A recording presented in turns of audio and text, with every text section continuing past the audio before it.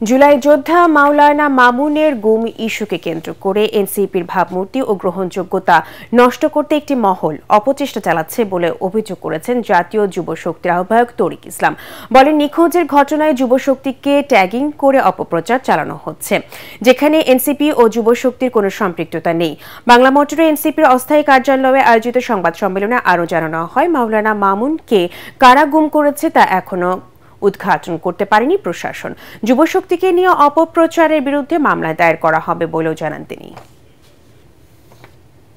যুবশক্তি সে গ্রহণযোগ্যতাকে নষ্ট করার জন্য একটি গুপ্ত মহল তারা কাজ করেছে। আমরা বলবো যে যারা এই ধরনের অপতৎপরতায় লিপ্ত ছিলেন তারা এই ধরনের অপতৎপরতা থেকে আপনারা বের হয়ে আসুন। আমরা মনে করি যে বর্তমান বাংলাদেশের যে রাজনীতি, সেই রাজনীতিতে আসলে আমরা এই ধরনের তৎপরতার মধ্যে যদি আমরা থাকি তাহলে সেটি আমাদের ফ্যাসিবাদ বিরোধী জাতীয় ঐক্যকে নষ্ট করবে।